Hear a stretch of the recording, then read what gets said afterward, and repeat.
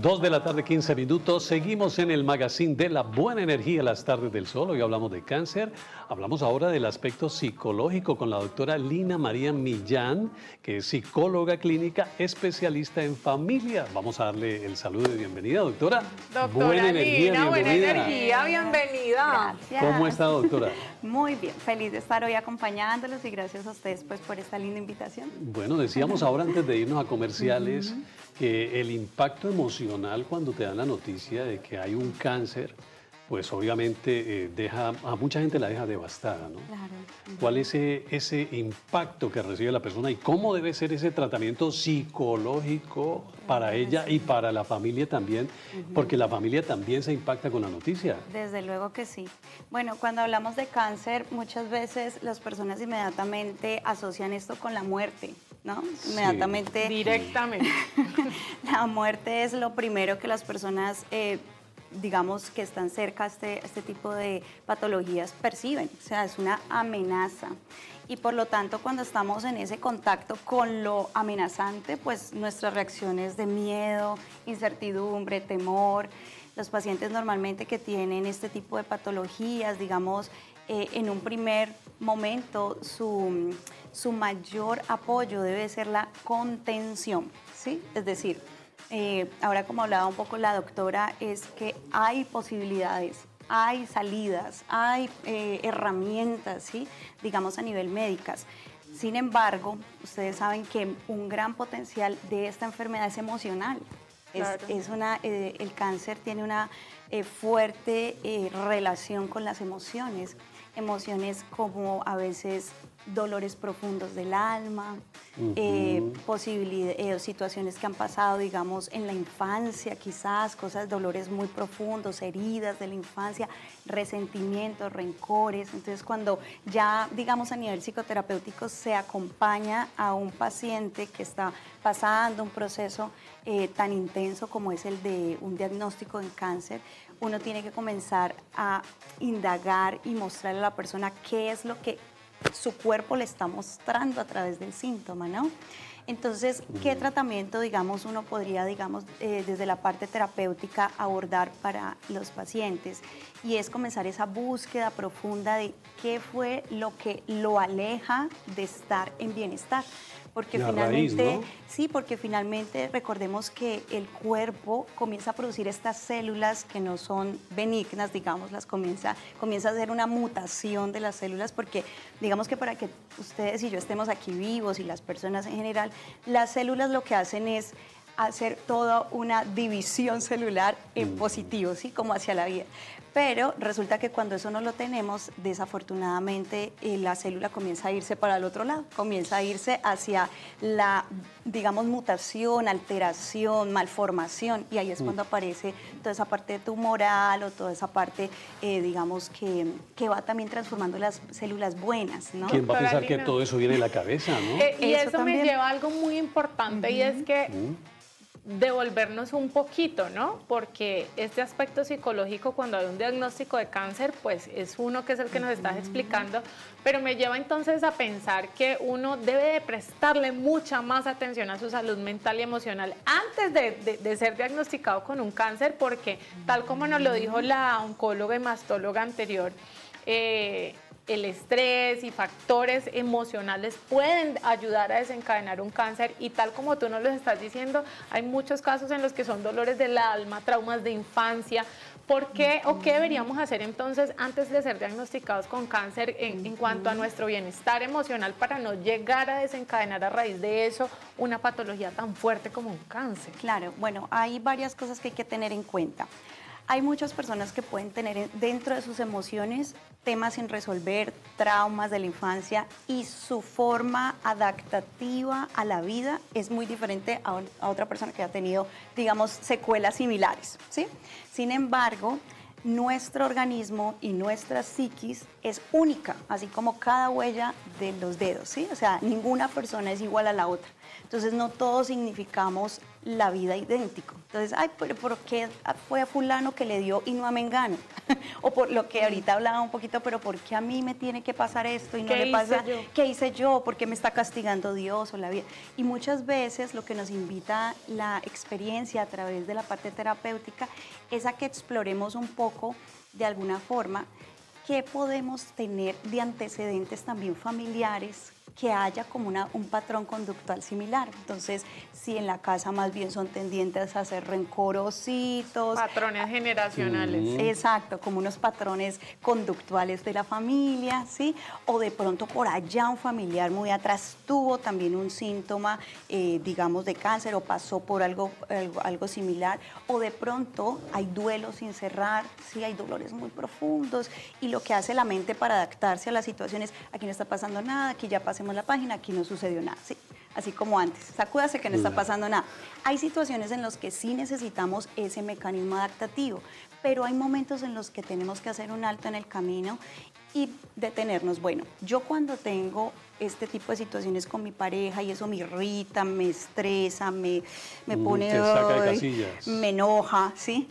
¿Qué será lo que me estará queriendo mostrar de mí misma que de pronto yo vi en mi papá o vi en mis hermanos o vi en mis abuelos o crecí como en ciertas dinámicas o tuve una pareja antes que, ¿sí? Me llevó a ciertas situaciones y por un lado, y por el otro también hacer como mucha conciencia que es tiempo de perdonar, porque resulta que está comprobado a través de investigaciones desde la parte psicológica que el cáncer está profundamente relacionado con la falta de perdón.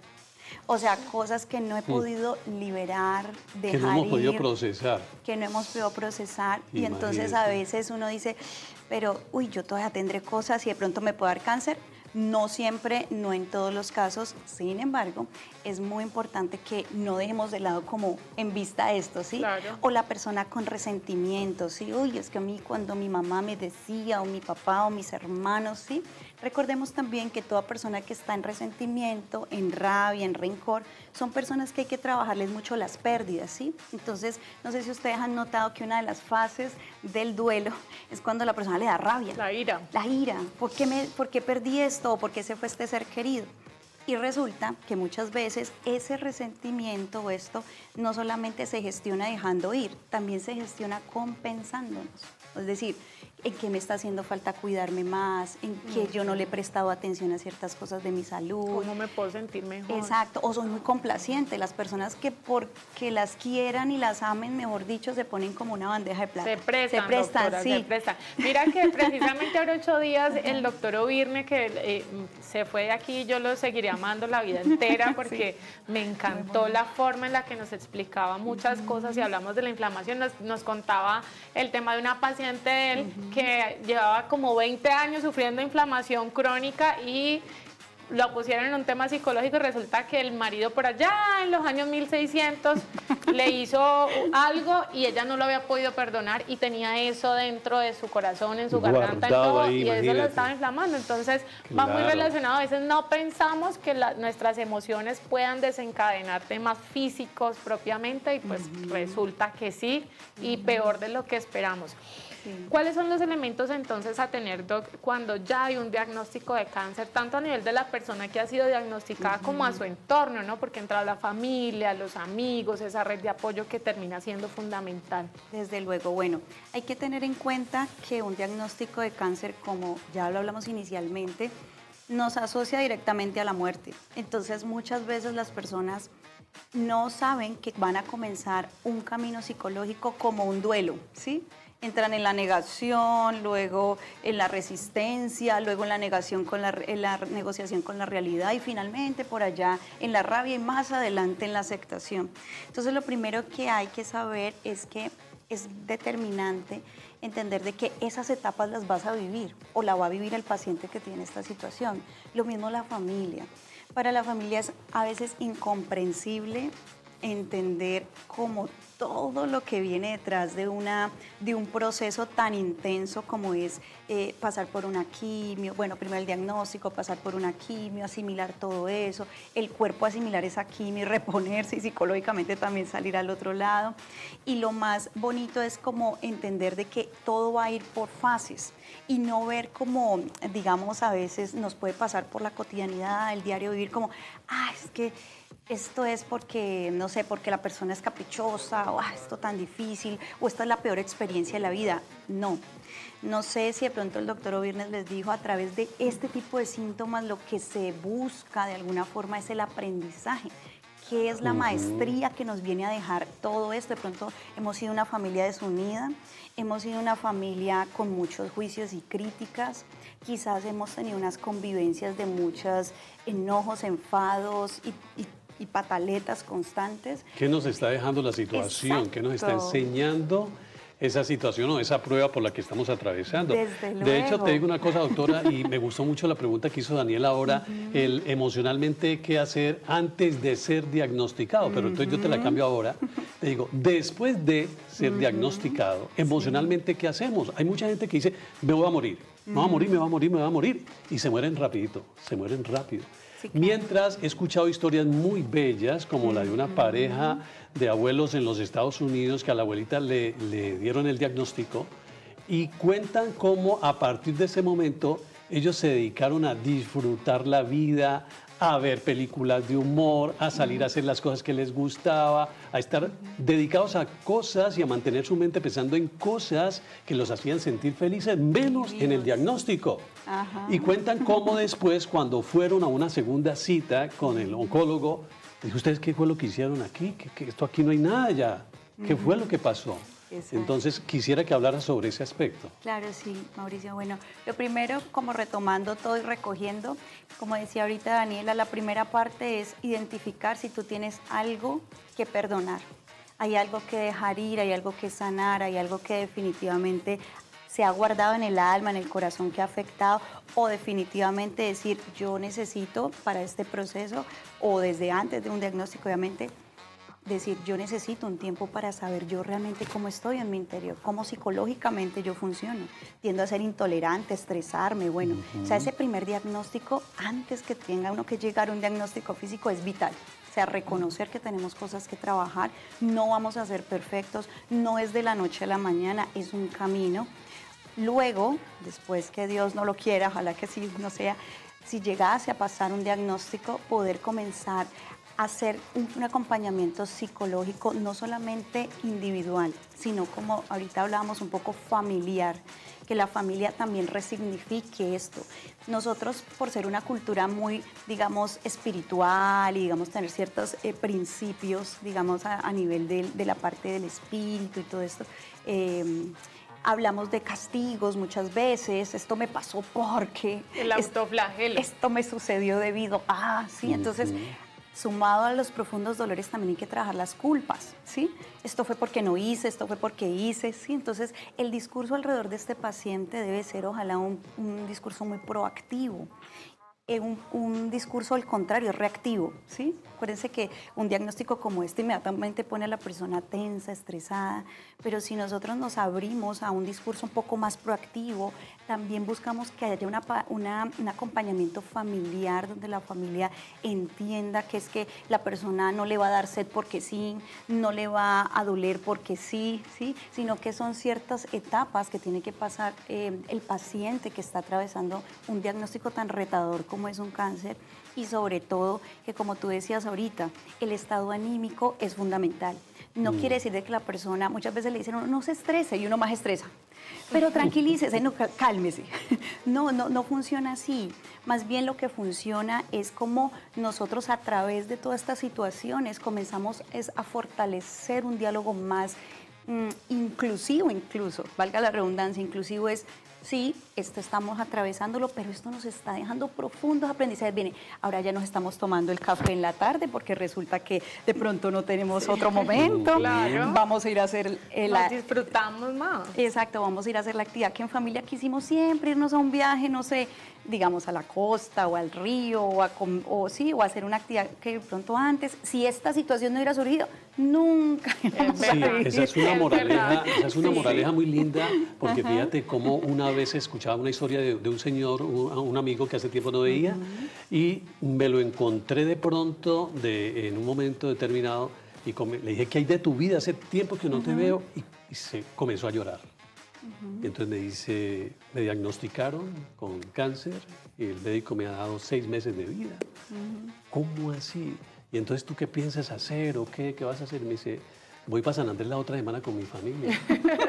Y le digo yo, pero qué maravilla. Y me dice, ¿cómo te parece que nunca en mi vida había tenido tiempo para ir a conocer la isla con mi familia? Porque siempre estaba en el trabajo produciendo.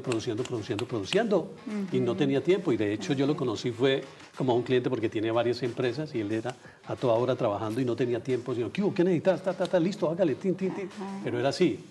Y nunca había podido ir a San Andrés, Claro. estando tan cerquita. Entonces ahora, como ya lo diagnosticaron, ahora sí ya voy ahí porque es que después de pronto no hay tiempo, ¿no? Esto Es, de oportunidad. es un poco el cambiar la pregunta del Sí. por qué al para qué. ¿Para qué me está pasando esto? No por qué desde la culpa, sino el para qué desde el propósito. Y como dijo el famoso filósofo Jairo Varela, busca por dentro. Está dentro la respuesta de todo eso que nos pasa y el para qué nos pasa. Se ha escuchado en los últimos tiempos, Doc, el término de la psicooncología. ¿A qué hace referencia este tipo de tratamientos? Es un tipo de acompañamiento especial, entendiendo que el cáncer es una de las patologías que más requiere el acompañamiento psicológico. Exacto, claro. Bueno, esta, digamos, rama de la psicología acompañando la parte oncológica nos está hablando finalmente de que dentro de las células hay unos códigos. Y este trabajo que se hace desde la psicooncología lo que hace es casi que recodificar a la persona internamente en su psicología, en su forma de pensar, para que el cuerpo se reformatee, por así decirlo, ¿sí? No solamente resignificar la enfermedad, sino también mi mente cómo está frente a las diferentes cosas de la vida. Esto también nos lleva de pronto un poco también a pensar, Daniela, de que, no sé si ustedes recuerdan que hay una investigación muy linda hecha por un japonés que dice que las moléculas del agua, cuando tú le pones una impronta, o sea, le das un mensaje, ellas destellan como si es positiva, destellan como unos copitos de nieve, como las estrellitas. Pero cuando tú no haces ese destello, ellas salen como unos chuzos todos irradiantes, ¿sí? Wow. Nuestras células están compuestas por agua, entonces por eso es tan importante que nosotros tengamos este acompañamiento, digamos, psico-oncológico, en este caso, pues en los pacientes especialmente, donde recodificamos la forma en la que la persona ve la vida, se habla a sí misma, se conecta de una forma diferente con las circunstancias, ¿sí? Y todo no se vuelve como un maremoto de emociones, o sea, como que un pico emocional, Claro. que eso también suele pasar mucho en estos diagnósticos. Entonces, mira qué lindo porque la psicooncología nos invita justamente a eso, a que hay opciones, hay herramientas, se puede abrir un camino en medio de un desierto tan incierto, valga la redundancia, que es el tema del diagnóstico por Claro. cáncer, ¿sí? Claro. Desde la psicología te pregunto, ¿cómo hablar de cáncer con niños o adolescentes cuando este afecta a un familiar cercano? ¿Cómo debemos Exacto. hablarles? Muy bien. Normalmente los niños, recuerden que la psicología de ellos se alimentan de cómo el adulto le da a entender las El cosas. mensaje. Si nosotros como adultos tendemos a la crisis, a los nervios, a la tensión, a que esto es lo peor, los niños aprenden por imitación. Los seres humanos somos de imitación. Entonces, ¿qué es vital en este proceso? Primero, un buen acompañamiento psicoterapéutico para que ese papá, esa mamá o ese adulto guíe a ese niño con herramientas también emocionales, ¿sí? Primero habiendo gestionado él sus propias emociones, porque uno saber que su mamá va a fallecer o que uno va a fallecer o que la pareja va a Claro. fallecer es un impacto tremendo siendo uno adulto y que a través de esto se le pueda transmitir al niño de que esto que está llegando es parte de la vida y parte de un aprendizaje. De pronto ustedes dirán, no, es que es muy fácil decirlo, el aprendizaje, pero uno estar allí en medio de toda esa tensión y toda esa presión. Es real, es real. Una cosa es decirlo afuera, otra cosa es vivirlo, ¿no? Pero lo más hermoso es uno poder sembrar en las nuevas generaciones una visión más proactiva, a pesar de que pareciera que es como el fin de todo, ¿sí? El primer momento con el diagnóstico, una manera más proactiva de decir, bueno, de aquí qué vamos a aprender, entonces vamos a pasar, digamos que el diagnóstico sea con la abuelita, entonces vamos a pasar más tiempo este fin de semana con la abuela, vamos a consumir alimentos más sanos, vamos a evitar las discusiones por cosas pequeñas, ¿sí? Vamos a dejar pasar como esas pequeñas desagravios que a veces en las reuniones familiares, ustedes saben, acabamos de pasar de diciembre. Nunca falta. Se dan con mayor intensidad. Entonces, todas esas cosas son siempre de manejo. Recuerden que los niños no son como nosotros los adultos. Ellos, dependiendo de la emoción con la que tú les das el contenido que les das, ellos lo asumen. Si nosotros le damos este contenido con naturalidad, con tranquilidad, con amor, con una dirección como clara, ellos... La configuración mental de un niño es muy rápida, pero si entre nosotros hay angustia, desasosiego, incertidumbre, entonces no es el momento de que tú hables con tus hijos. Eso también se aplica a otras cosas, ¿no? Cuando hay cierres de ciclos, separaciones, duelos, cambios de vivienda, todo eso es importante con ellos.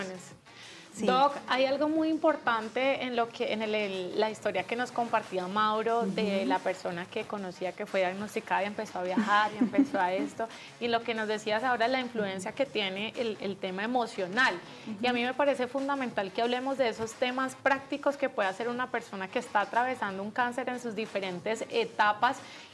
No desde lo cliché, porque sabemos, claro que siempre van a decir hay que hacer actividad física, hay que comer bien, y claramente esto siempre lo repetiremos porque es fundamental, pero además de eso resulta que nuestro cuerpo funciona por químicos, y entonces hay actividades como la musicoterapia que nos lleva una información. Ahorita hablabas de formatear, de resetear un poco nuestros códigos para enviar una información positiva desde nuestras células. ¿Qué actividades pueden ayudar a producir estos químicos que nos ayuden a sanar, a sentirnos mejor? Exacto, bueno, hay algo muy importante que ojalá comencemos el día con algo que a mí me encanta, además de orar y tener como un momento meditativo, de reflexión, es una herramienta llamada Journaling. No sé si han escuchado ese término. No. El journaling significa el diario. ¿Se acuerdan que de jovencitos o niños, no sé si alguna vez tuvieron un diario? Sí. Uno escribía sus memorias, sí, todos los días. Hoy me pasó esto, hoy salí con tantos amiguitos, hoy me pasó esto en el día. Entonces el journaling, que es un concepto en inglés, significa diario. Escribir sobre todos los pensamientos que nosotros a diario tenemos. Qué lindo que, por ejemplo, se diera a la persona la oportunidad de escribir qué piensa alrededor del diagnóstico que le acabaron de dar. Y eso inmediatamente lo que hace es que los pensamientos se materializan, es decir, se vuelven, digamos, tangibles. Por eso es que ustedes notan que hay tantos escritores, porque la única forma de que nosotros, las personas, conozcan de alguna manera nuestra forma de pensar sin que se vaya como en el olvido, de alguna manera es a través de la escritura. Además que la escritura estimula unas partes del cerebro claves que son para el procesamiento de cierta información. Entonces, cuando tú escribes, la mente inmediatamente dice, eso está allá, ya no está aquí, ¿sí? No queriendo decir que lo olvidamos, pero sí queriendo decir que lo procesamos. Entonces, una herramienta muy poderosa es el journaling. Otra herramienta preciosa, preciosa que nos sirve muchísimo son todas lo que tiene que ver con la silla vacía.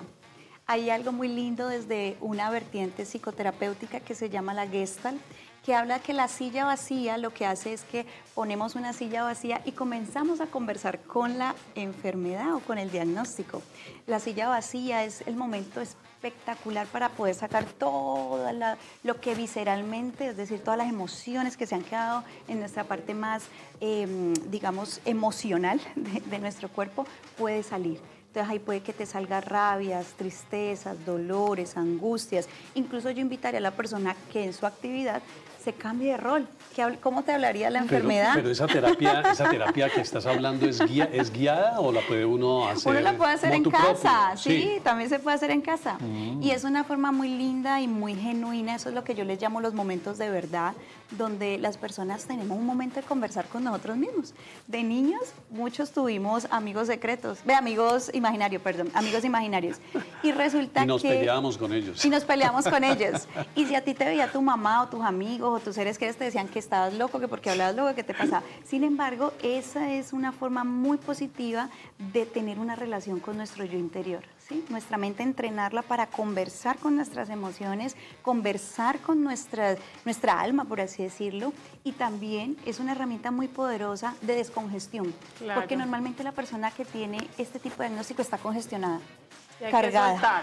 Sí, cargada. Y a veces no solamente respirar sirve, también sí es necesario procesar, es decir, liberar eso que quedó en nuestro interior, que con nadie hablamos. No sé si les ha pasado, así uno haya ido a la terapeuta, así uno tenga la pareja, hay Sí, cosas que... hay cosas que no no se somos pueden a veces conversar, sí. capaces de soltar y que en ese proceso íntimo también Ajá. tal vez es mucho más fácil. Doc, pues qué maravilloso tenerte aquí en nuestra Gracias, sala. Daniela. Tienes una energía además bellísima. Gracias por gracias. compartirnos toda tu experiencia, conocimiento y sabiduría. Desde aquí, por supuesto, en este tema, le enviamos un saludo fraterno y un abrazo a todas las personas que de pronto han sido diagnosticadas con este tipo de patologías y por supuesto la buena energía y todos estos consejos maravillosos para atravesar este momento que tal vez solamente es un momento de la vida y que por supuesto podrán superarlo. Así que buena energía, Doc, y gracias por a ti. acompañarnos. Lina María, buena ustedes. energía para ti. Muchas gracias. Bueno, espero que por les haya estar con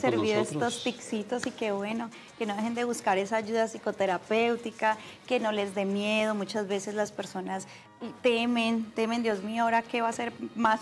Pero la verdad, un apoyo terapéutico a tiempo puede ser ese coayudante clave para atravesar todo ese camino, que a veces no tiene que ser tan largo, como dice Dani, pero es necesario gestionarlo O para que puede el ser cuerpo más reaccione liviano. mejor. Ujú. El cuerpo poquito reacciona más mejor si uno descongestiona el alma, la Así mente y es. el corazón. Doc, pues tenemos de esas Gracias. historias maravillosas de personas que han atravesado este tipo de momentos que nadie está diciendo que no sean difíciles, por supuesto, son momentos complejos, pero se pueden sobrellevar de una manera más liviana para atravesarlos de una mejor manera. Pues después de comerciales vamos a tener precisamente el testimonio de una paciente que ha atravesado el cáncer, pero no solo eso, sino que encontró una forma de proteger su cabello para no perderlo en el tránsito de las quimioterapias y nos viene a contar toda su experiencia, un testimonio de vida maravilloso, así que no se despeguen porque ya regresamos con nuestras tardes del sol. Gracias.